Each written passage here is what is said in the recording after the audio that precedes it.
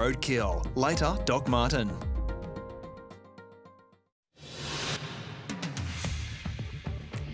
Tonight, Australia officially records its first day without a locally acquired COVID infection since June. But a new case pops up in Sydney, bringing a growing cluster to 5. Good evening, I'm Juanita Phillips. This is ABC News.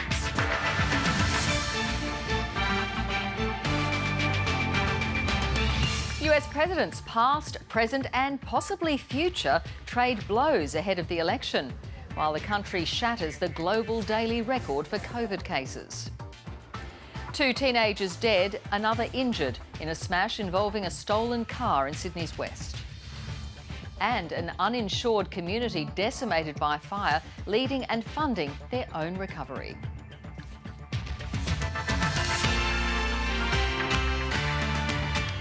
It's the week America and much of the world has been waiting for. But with less than 72 hours until judgment is passed on the US president's record, the coronavirus pandemic is worse than ever. The US has once again recorded the highest daily rate of new cases in the world. Just on 100,000 people tested positive heading into the weekend. And that emboldened Joe Biden and his former President Barack Obama to lead the charge of negligence against Donald Trump. From Washington, Greg Jennett reports. I think it's going to be a very interesting 3 days. It's going to be a very interesting Tuesday. We have a big red wave that has formed, as you probably noticed. Off once more into the blue to raise his red tide. Donald Trump camped out for day -3 in one state alone. This is the state that will save the American dream. The state is Pennsylvania. 4 rallies in 4 counties prove he's throwing everything at it to defend the slender 44,000 vote margin he won by there 4 years ago. In cold country up north, Joe Biden's in hot pursuit, putting the old presidential team back together. Hello, Detroit!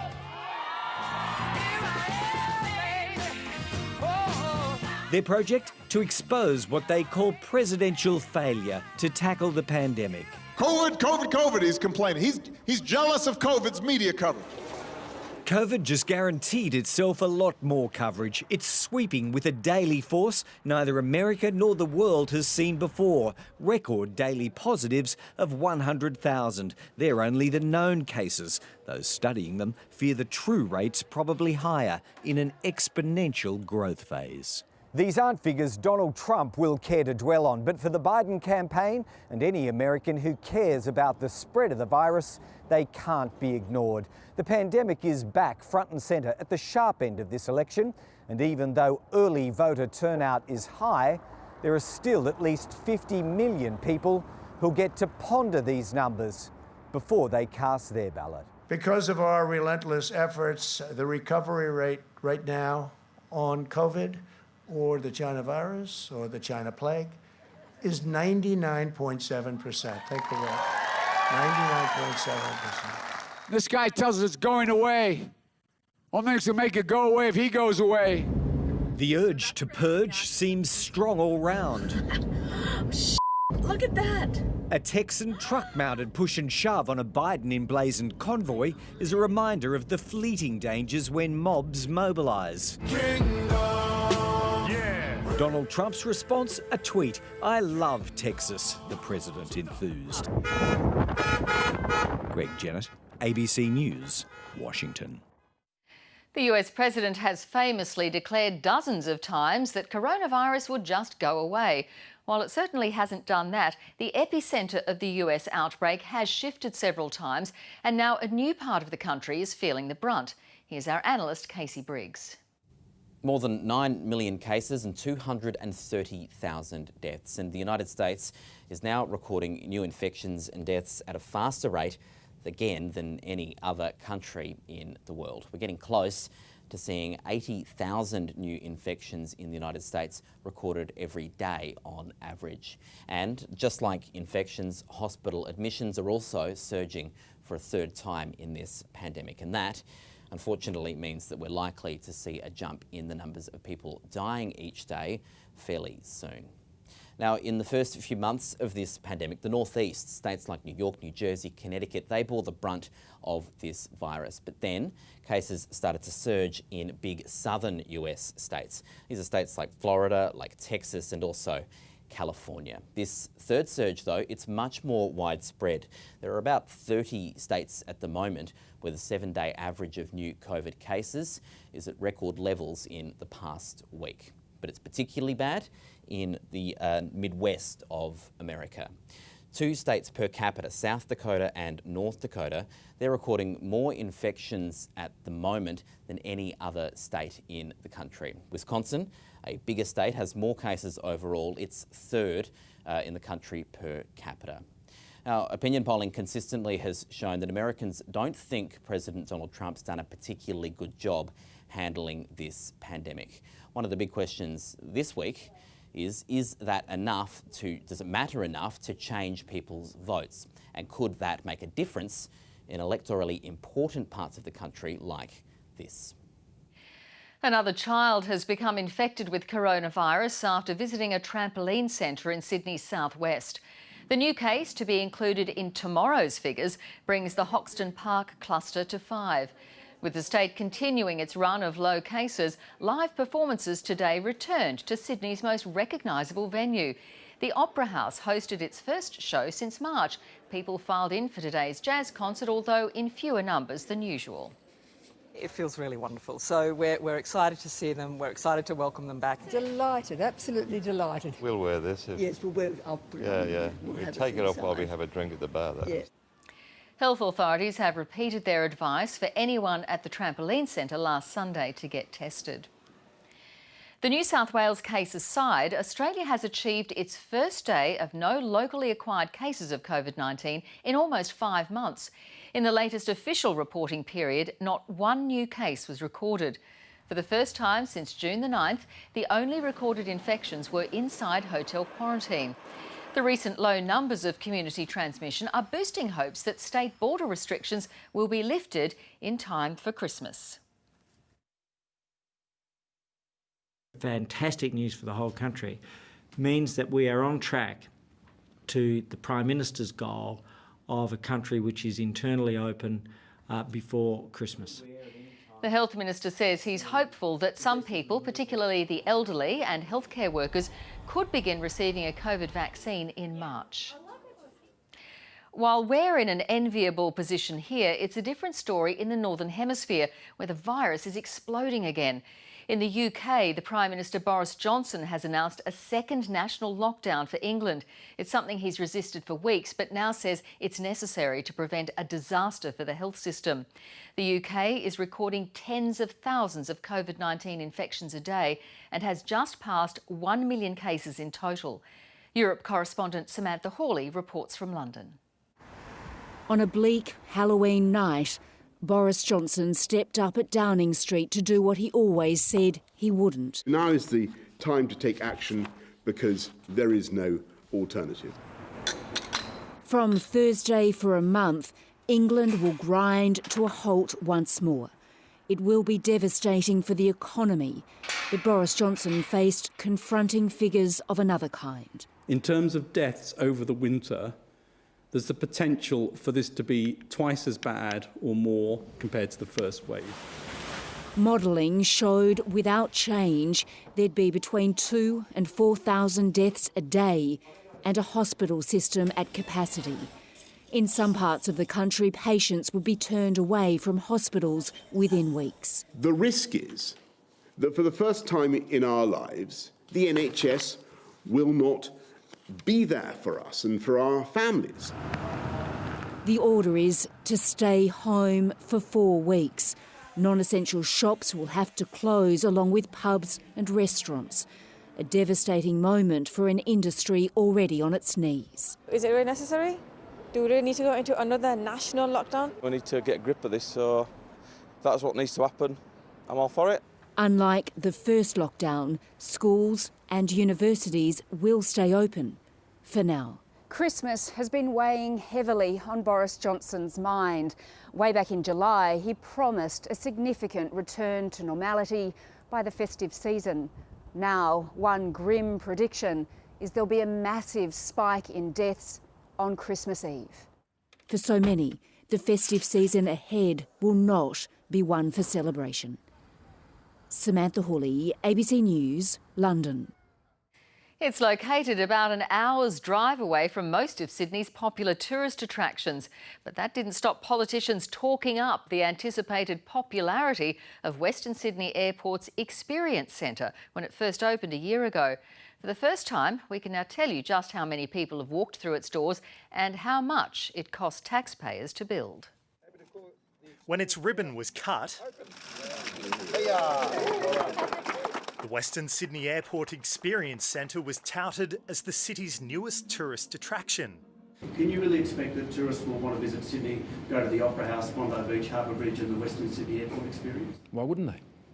Do you really think they would? Yeah, sure. Why not? How many tourists do you forecast? Well, as many as we can cater for. Fast forward 12 months and it had 7,448 visitors. While the vast majority of people coming through are Western Sydney locals, we've had a lot of international visitors, as well as people from across Sydney and across New South Wales visit the Experience Centre. But how much did it cost? At the opening, it was kept quiet. But how much taxpayer money? That's a commercial and confidence matter. The ABC can now reveal its price tag, $10 million. $21 million if the project management office next door is included in the bill. It means each person to go through the centre's doors cost taxpayers more than $1,300 in its first year. But the airport says visitors versus cost 12 months in is unfair. The Experience Centre is going to be here for the entire period of construction through to the end of 2026. As well as into operation, where it'll be repurposed. The pandemic forced the centre shut for 3 months during the year. Jonathan Hare, ABC News, Sydney. Sean Connery, one of the world's biggest movie stars, has died aged 90. The Scotsman passed away in the Bahamas with his family beside him. They say he'd been unwell for some time. Rani Sadler looks back at his life. It was a role that seemed written for seductive Scotsman Sean Connery. Bond. James Bond. But the man who became synonymous with the debonair super spy... A martini, shaken not stirred. ...was at first thought too rough by Bond author Ian Fleming. Must we talk about him? No. Born Thomas Sean Connery in August 1930 to a working-class family in Edinburgh, he left school at 13, delivered milk, joined the Navy before becoming a bodybuilder and budding actor.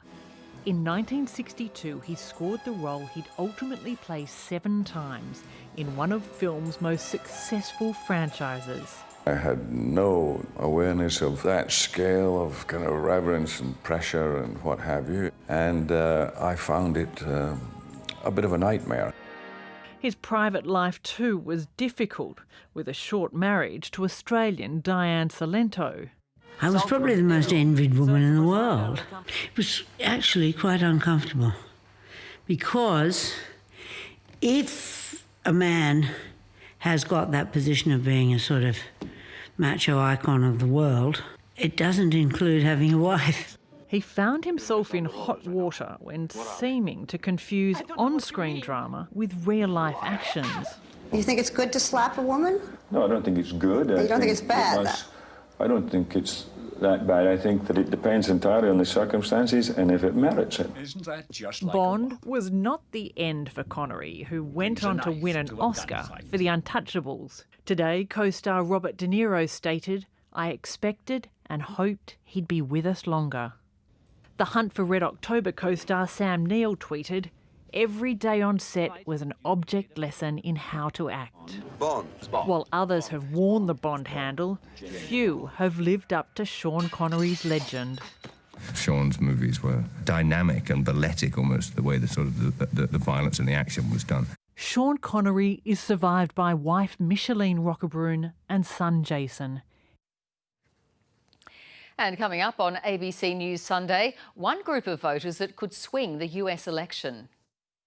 I'm Catherine Diss in Washington. Donald Trump's been trying hard to win the votes of suburban women. But are they turning against him? Tonight's special report coming up. 2 teenagers have died and another's been injured in a horrific car accident in Western Sydney. The trio were travelling in a stolen car that crashed at Abbotsbury in the early hours of this morning. A 15 and 17-year-old died at the scene while a 17-year-old is in hospital. Police and emergency services were confronted with a vehicle which was substantially damaged as a result of what we believe having collided with a telegraph pole. Police have charged a 37-year-old man with dangerous and negligent driving occasioning death. They allege he was chasing after the teens in a car before the crash. Queensland Premier Anastasia Palaszczuk has swept Labor to its 3rd term in office after standing firm on her decision to keep the borders closed to coronavirus hotspots. She says she's humbled by the show of support and vowed to repay the trust voters have shown her. The LNP went backwards, but a defiant Deb Frecklington has told supporters she'll continue to serve as opposition leader. Counting is continuing in the Sunshine State, but so far Labor has secured 49 seats, the LNP 31. Looking fresh, her most faithful by her side. The Premier is promising she'll govern for all. I vow that I will work hard for you each and every day, and I will repay that trust. Let's hear it for the Premier of Queensland! Her Labor government has increased its majority, a nod to her handling of the coronavirus pandemic, despite sniping from the south. We stood together, we stared down our critics, and we've come out of it all the better for it. I just think if we're remaining locked up for the next 12 months, Queensland will go broke.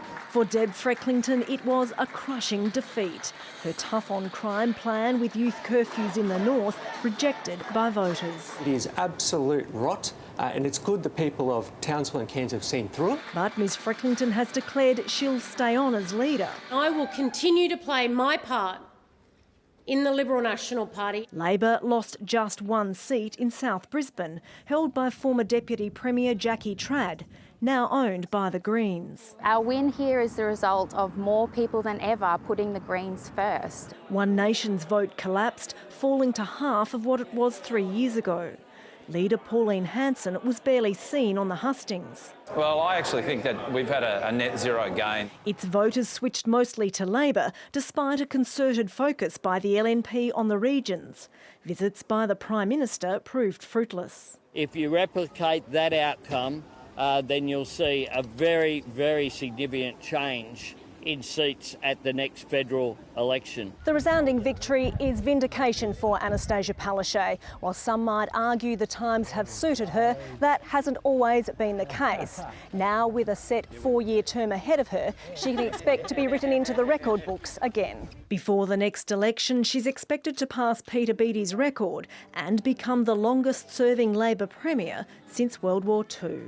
Leonie Mellor, ABC News, Brisbane. Rescuers in Turkey are still searching for survivors of Friday's earthquake that's killed at least 46 people. In the hardest hit area in the city of Izmir, a 70-year-old man was saved after being trapped under the rubble of his building for 34 hours.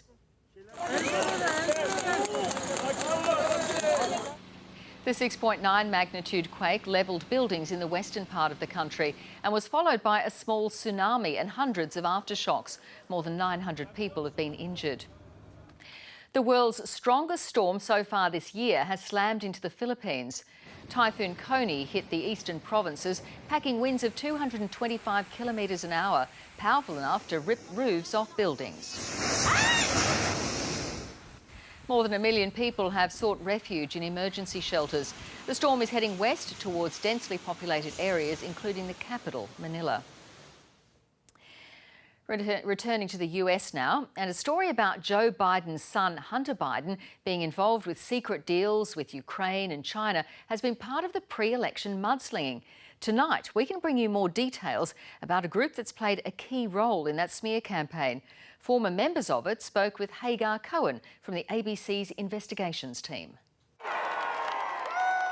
It's a story being pushed by Donald Trump. The Biden family is a criminal enterprise, and that's what it is. Last month, conservative US media claimed that a laptop owned by Hunter Biden contained emails linking his family to improper dealings with Ukrainian and Chinese businesses. The paper's editors got a copy of the hard drive from Hunter Biden's personal laptop. The origins of the story have been traced to a man called Guo Wengwei, who made billions in property developments in China before fleeing to the US. This year, he teamed with former Trump advisor Steve Bannon to create a movement called the New Federal State of China, which aims to bring down the Chinese government. The group has been flooding the internet with sensational and unverified stories about Hunter Biden. We lose everything. Former insiders of the group say the leader, Guo Wengwei, instructs his followers to promote his personal grievances. We're talking about how we're promoting the information Guo leaking out, and how we're spreading those information to the world, no matter it's true or false. John Pan is a Chinese dissident now living in Brisbane. He became a favourite of Steve Bannon and Guo Wengwei after they became impressed with his anti-China YouTube channel. But earlier this year, they fell out.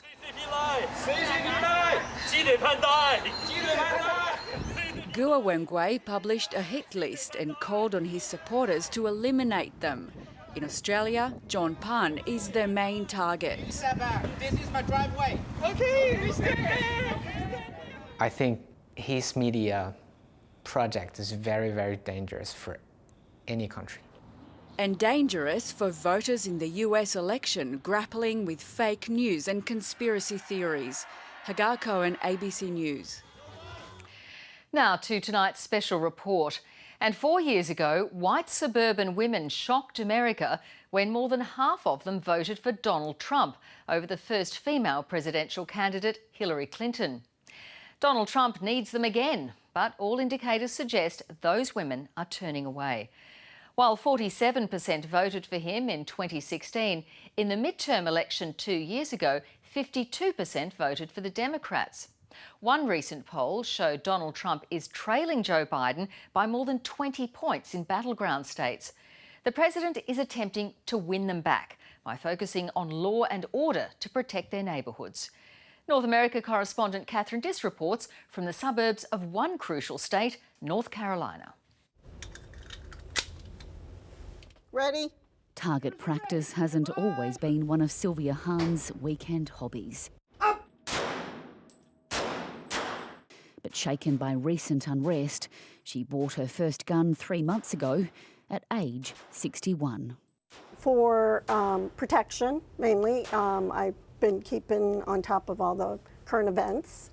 And it's just, we're kind of in a time right now that I've never seen before. Rifle or handgun? And for extra peace of mind, she got a licence to carry her weapon concealed in public.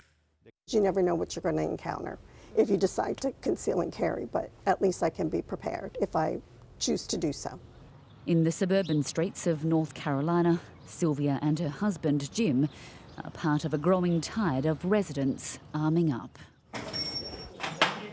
Gun sales here are up 60% on the same time last year, while those taking classes learning how to use a weapon has jumped twofold. Why? Customers are telling the gun shop they're concerned about their safety amid unrest in the country. Tricia Sisson owns the gun shop in the affluent suburbs north of Charlotte, the state's largest city.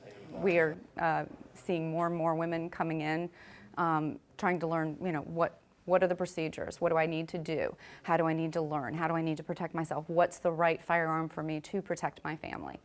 Tricia says she voted for Donald Trump in 2016 and will be backing him again this year. Do you think that the messaging on law and order was the right message to come from the White House? Yes. From the people that I talk to, absolutely. They value the work that our police departments do. And our citizens rely on those folks. So, yeah, I think it was the right message. A message Donald Trump's been taking to the suburbs. But polls suggest it's failing to resonate with women more broadly, and he knows just how crucial they are. Suburban women, will you please like me? Remember? Please. I saved your damn neighborhood, okay? His messaging is just dividing it more, and predominantly it's been around Black Americans, and that's my husband. So I see you saying something that could endanger my husband and my family. Let's go find Branch. Elisa Webb and her young family are among those changing the face of suburban America. They moved from the democratic city of Charlotte to the traditionally Republican-held suburb belt, bringing with them their liberal views. Honestly, it was one of my hesitations of moving in because we have a mixed family, a mixed race family. I didn't want to bring the girls into an environment that would, could be harmful to them, or if not accept it, if people didn't accept them. So I was a little worried about that, but then I've seen is like most people have come from the city, and from the city, Charlotte's definitely been more blue. So I feel like the blue is like coming out of the city into the suburbs. North Carolina has become a microcosm of America. Its suburbs are no longer just the domain of white affluent families. People of colour now make up a third of the suburban population across the country. So Donald Trump is working really hard to win your vote. Do you feel like they're going to invade your suburbs? No. Well, I mean, they're in my house. No, there's no... Like when Trump said that recently with the "I saved your damn city," I'm like, from what? From what are you? Like the implication there is from Black and brown people. Like I think he really views the suburbs still as just, well, me, like a middle-aged white woman, the family. It's like that's not what the suburbs are. White suburban women in neighbourhoods like this helped power Donald Trump to the White House. Their backing is crucial for him securing a second term. But much has changed here over the past 4 years, and he's fast losing support among what was a traditionally reliable Republican voting bloc. Kathy Bossy was among them. I believe he has caused most of the unrest himself. I believe it's his policies and the way he speaks. So do you regret that decision? I do. I speak of it every day. She made her mind up to vote him out soon after he took office. And there are many others. President Trump carried this state by nearly 4 points in 2016, but with former supporters like Kathy flipping blue, it's shaping as a Democratic pickup in 2020. Like much in this deeply fractured country, the fault lines have already been drawn. Catherine Diss, ABC News, North Carolina. Back home now, and where to start after a bushfire destroys a community.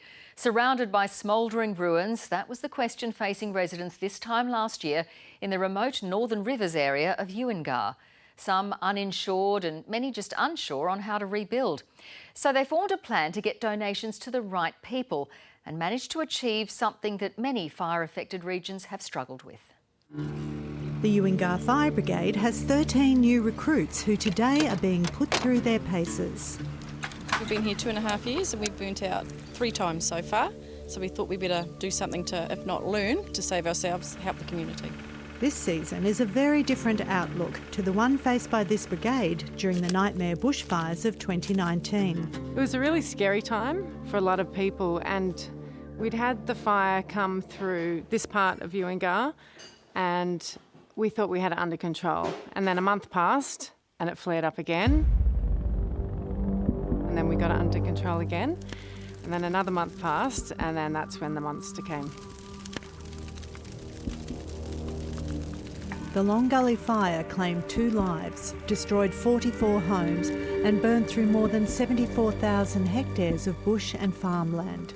With fires burning across New South Wales, this isolated community didn't think much help was on its way, so they took their recovery into their own hands. We're having a music festival. In an ambitious plan, they decided to stage a music festival to be held in the black and ashen landscape. Created this 3-day festival that just blew all of our minds, I think. A massive $75,000 was raised. Former legal academic and resident Hayley Katzen helped the community figure out what to do with it. When a donor gives, their intention is usually to give for people who've lost their homes, they've lost everything. But of course, what happens in a rural community is that it's often your infrastructure that's gone too. They started off planning to give 80% of funds to those whose homes were destroyed, but later reduced that to 50%, with the remaining half going to those who'd lost infrastructure. There does become a challenge of how you distribute those funds fairly and make sure they get into the community. We, as a group who raised the money, decided that we didn't want to be the people who make the decisions and send the money out. And we were advised to get a charity involved, and the Rotary kindly accepted. I got $3,000, which bought a water tanker, and then bought a pump and stuff. So we had water back on, which we desperately needed because we had none. Then we got around 2,500, and we decided to go for 2 containers rather than a 4-bay shed that burnt down. With the help of the funds, I'm just setting up a room in my shed to make an office, getting some solar power on. Really learnt the power of people coming together for a common goal and using each other's strengths to create something. It's an enduring source of pride for this small but resourceful community. Catherine Marciniak, ABC News, Ewingar. When an acclaimed choreographer moved to Tasmania as the borders closed, the timing for a mature age dance troupe could not have been better. With more than 30 years' experience with the Sydney Dance Company, Graham Murphy was drawn to working with the group. Now it's almost ready to perform its first show for the year. Can I see those walks that you did? Preparing to step onto the stage for the first time this year. Walk, walk, walk, and we were doing circles around corners.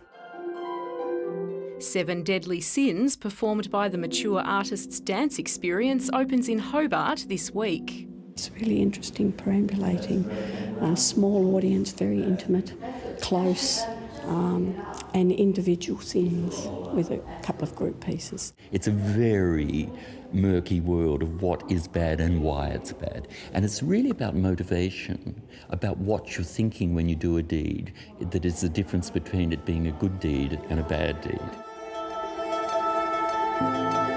The show features sculptures by Judith Wright and a score by Christopher Gordon. In a happy coincidence for the dancers, internationally acclaimed choreographers Graham Murphy and Janet Vernon relocated to Tasmania, Murphy's home state, just before the March border closure. It is the longest we've ever been in one place, 7 months, without packing our bags and going somewhere. So it's been a whole new experience. Dancing's a relatively new experience for Laura Della Pasqua. In her second show with Maid, she's representing the sin of anger. It's not always okay to be angry, so it's trying to express that sentiment of the simmering under the surface, and sometimes it just overcomes us and gets the better of us and it explodes. Murphy first worked with Maid in 2016. They came together again in 2018 to perform a work called The Frock in Japan. He says there's something about the group that's drawn him back. So it goes up and coming down it changes quarters. So it's that sort of emotional interaction that I really love, and the depth of experience that makes you look at them and you see layers and textures and patina of age. And I just think that is rare and wonderful. Maid's very interesting because from 50 years on you don't have to have any experience to perform with us. So some of our performers have never danced in their lives. Murphy will spend his 70th birthday rehearsing with the group and couldn't be happier to reach that milestone surrounded by dancers. Loretta Lohberger, ABC News. To sport, and Wallabies coach Dave Rennie admits his team has to take a good look at what it's doing after a record defeat saw the Bledisloe Cup return to New Zealand for an 18th straight year. The embarrassing 43-5 loss is the biggest Australia's ever suffered against the All Blacks. The Wallabies have been playing the All Blacks since 1903, and never before has a defeat been this bad. Barrett slides in and scores the try. Yeah, I thought they were top-notch and we're a long way off it tonight, and it's reflected in the score. The danger signs came early, with New Zealand crossing within the first 5 minutes.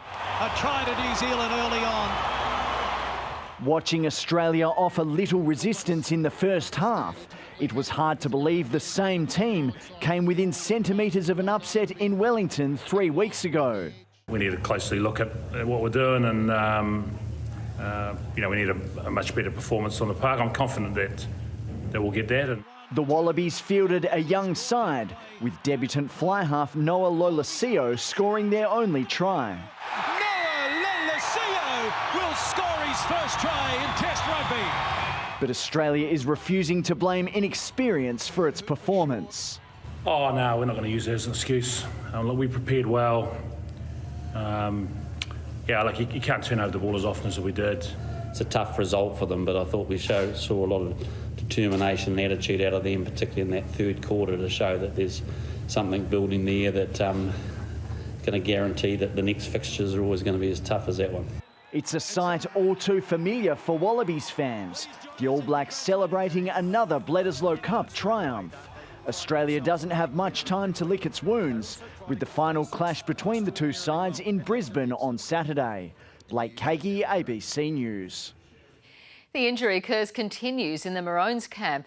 Winger Xavier Coates pulled out of training today on the Gold Coast. The 19-year-old is set to make his Origin debut in Game 1 on Wednesday night, but was seen walking from the field clutching his shoulder. I honestly didn't think it was bad. When it's bad when someone's screaming or they don't want no one around, but he just said it just was a bit numb, and I got full faith in the medical staff and Wayne to make the right call.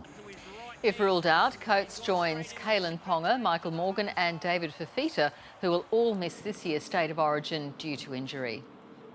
In women's Big Bash cricket, the Sydney Thunder claimed a second straight victory, defeating the Brisbane Heat by 14 runs under the Duckworth-Lewis method in Sydney.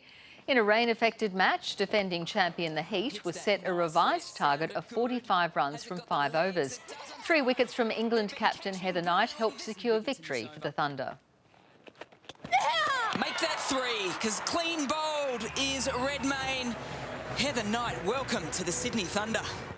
The Sydney Sixers defeated the Melbourne Renegades by 8 wickets, also under the same method. Elisa Healy hit 60 off 31 balls for the Sixers. A group of Indigenous marathon runners have been forced to trade the Big Apple for the Red Centre. If it wasn't for the pandemic, these athletes from the Indigenous Marathon Project would have been competing in the New York Marathon this year. Instead, they've spent the night running a 42-kilometre circuit in Alice Springs. The runners set off at midnight to avoid the extreme daytime temperatures. To be quite honest, I don't know how I would have went in New York.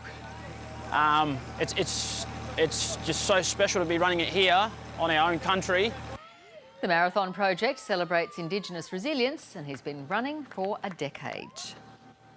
Well, it was one of the wettest Sydney Octobers for 10 years, and with the rain continuing into November, we could be on track for the wettest year in more than 2 decades.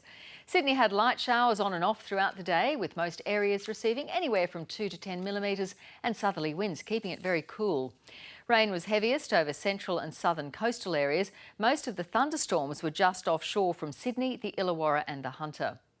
The South Coast had the top falls. Nearly 200 millimetres fell at Moruya in the 24 hours to 9 a.m. Today, Kiama had the best fall, 27 millimetres. Maximum temps generally below average, except on the North Coast, where Casino had the state's top of 32 degrees. In the capital cities today, sunny, dry and cool in Hobart, Melbourne and Canberra, very warm in Adelaide and Brisbane. Thick clouds swirling over much of New South Wales with a low, front and troughs is triggering widespread rain, showers and thunderstorms, some of them severe. More settled conditions are expected from tomorrow as the low moves further offshore and a ridge of high pressure becomes the dominant feature. In the capitals tomorrow, Adelaide hitting 31 and a wet day for Perth. Around New South Wales tomorrow, this wet weather along the coast will start to ease, with just the chance of a shower along the mid-north coast and ranges. It'll be windy and cool in the northeast. A strong coastal wind warning has been issued for Byron, Coffs, Macquarie, the Hunter, Sydney and the Illawarra.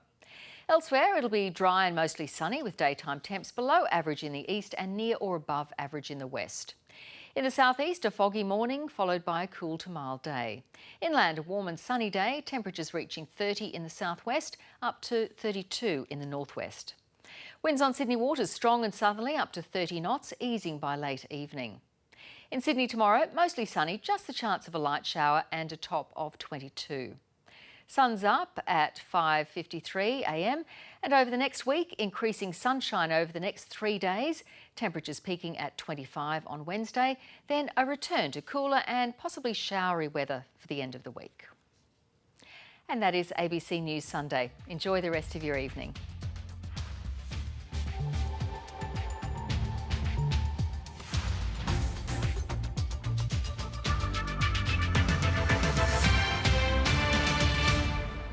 Next on ABC and iView, a mother and daughter buy 2 old prospecting huts and take on 180